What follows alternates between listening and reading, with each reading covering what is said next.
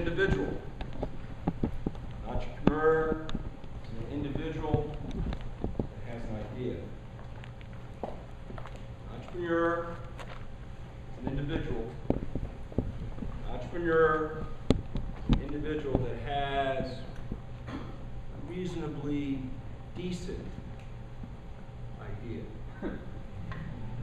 Now, how can you not kick off the future of the economy in the greater Philadelphia region here on Independence Mall without understanding that how we as Philadelphians in the technology community are truly part of the entrepreneurial future of this great city and this great region. And to do so, we need to go back to an original entrepreneur, William Penn, who in about the year 1680, long before Independence Day, established a framework for government. Actually, it was his frame of government, F-R-A-M-E. And he said and wrote down something very specific and radical and relevant today. And that was that all the power resided in the individual. And further, if you combine what you up here rolling around in your noodle and your noggin, something down here called intestinal fortitude.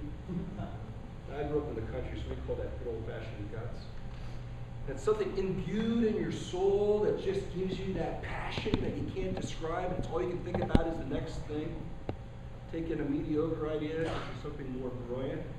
And you roll that all together. What William Penn said hundreds of years ago is that you own that it's yours. That today, in modern times, we would call that intellectual property. So back then, if you created a barrel or a piece of flatware or something like that, you owned that.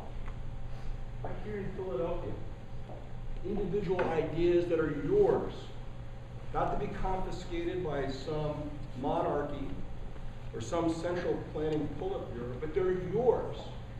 They're yours. Now, raise your hand if you can draw the connection between the Articles of Confederation and the barriers of such a form of government for entrepreneurship. Too early in the morning. 1787, actually September 17th, 1787, we ratified a constitution. We got rid of a Articles of Confederation that was quite frankly unsettling for many, but in particular for the new and emerging class that were creating their own ideas and intellectual property. Because what happened during that period of time was that there was certainty. Government became more certain. The commerce class, about the time of the founding of your Greater Philadelphia Chamber of Commerce, became more certain. And so when you go from like 1787 to about 1850, 1820 here in this city, ideas were flourishing. Intellectual property was being created. The commerce class was on the rise. And by the way, they were small, 1Z, 2Z, 3Z enterprises. They weren't multinational corporations. And what happened with that critical mass was a civic ethos, a passion that said there is no social ill or problem that an entrepreneur cannot solve in the city of Philadelphia in circa 1825. It just wasn't the digital divide back then.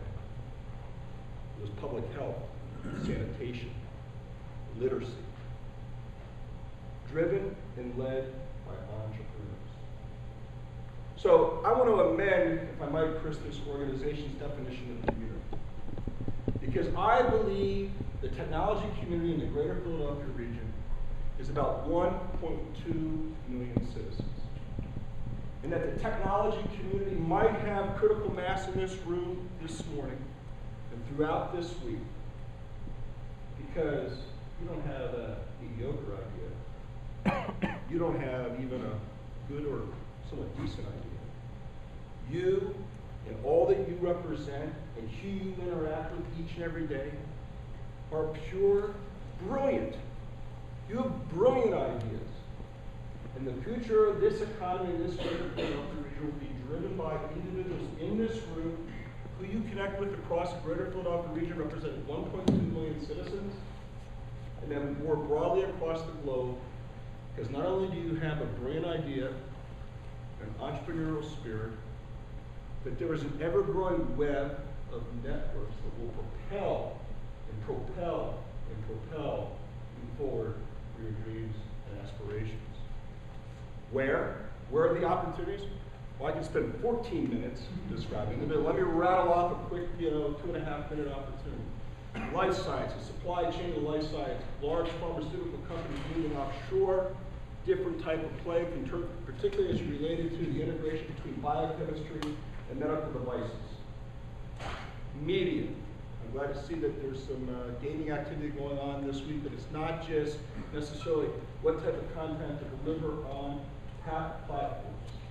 All of the applications required between the individual user and the cloud. Bob Moll's latest venture is a great example of that. Logistics, transportation and support, health-related IT, food, middleware, biomass. John Doerr believes in the greater Philadelphia region because he's investing in a company in King of Prussia called Renmatics that is in the biomass space.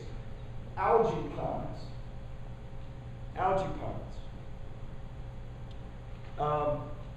Software. Interesting. Largest software producer in the greater Philadelphia, second largest, Lockheed. Right? We all know what's going to be happening to the defense budget in this country. Lockheed is vigorously looking for commercial applications for what they've developed in terms of defense and activity. We have an organization, part of the Chamber of Commerce, called Select Greater Philadelphia. We're batting about 1 for 4 for every company we talk to. About every 4 companies we talk to, about 1 lands and sets up shop in this region. And they're coming from all around the world here to the city of Philadelphia, the greater Philadelphia region, for a couple real key examples and key points. One, we're between the financial capital of the world in New York and the political capital of the world in Washington. Location really matters. We have great ease of access to those very important centers. 2, 101 colleges and universities. 3, a tremendous amount of basic R&D and applied R&D spend that's not just happening on college campuses, but by the private sector. We rank nationally in the top 5 in terms of R&D spend in the greater Philadelphia region. We have the secret sauce in terms of what it takes to be even more successful than we are today. And that secret sauce is all of you. It's all of you. Look, we are now, I guess, our 212th year as your greater Philadelphia Chamber of Commerce. We're not going anywhere. And the reason why I know that we're not going anywhere, because this week, your leadership, your brilliant ideas are going to set a stage and an action and an effort for a very, very bright and promising